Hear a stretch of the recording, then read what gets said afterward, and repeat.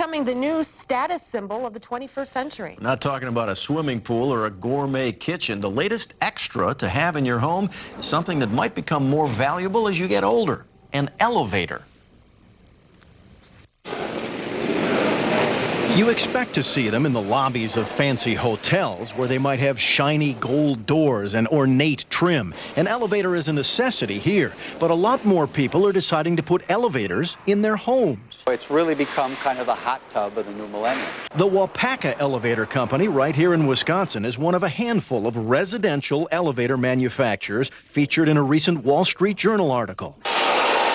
They do everything right here in the plant: the metalwork, the woodwork, the electronics.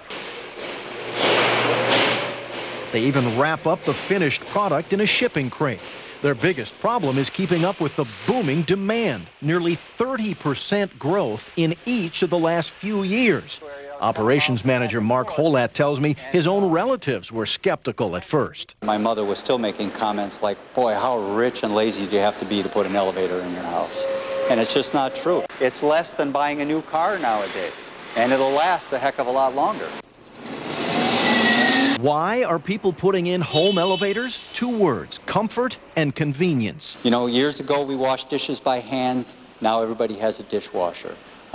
Elevators are the same way. You know, people don't want to climb stairs anymore. It's not convenient. Sometimes it's not even safe. Home elevators used to be not much more than plywood boxes. Now you can get custom cabs made with woods like oak, cherry, hickory, or mahogany. This is a combination of bird's eye maple and walnut. They can be fashionable, but Holat says they're also practical, a smart way to add resale value, especially for baby boomers. So now I'm in my mid-40s, and I'm building a new home.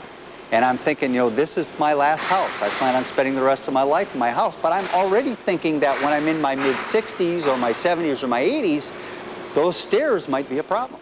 So I'm going to put an elevator in right away. It's possible to add an elevator to an existing home in a remodeling job, but most are planned and installed as part of new home construction. I told my husband I thought we should put in an elevator, and he said, "Reinhardt," that's my maiden name, "are you out of your mind? Do you have any idea how much an elevator costs?" Christy Malone of Heartland convinced her husband that a home elevator was a good investment. We wanted to stay in our house, and then the fringe benefit is how much our families have benefited by it.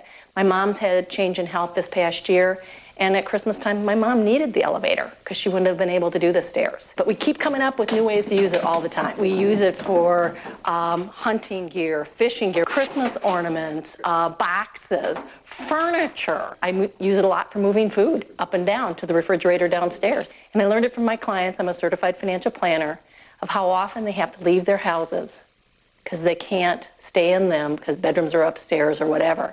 Looks like the home elevator business could be headed for a lot more ups than downs.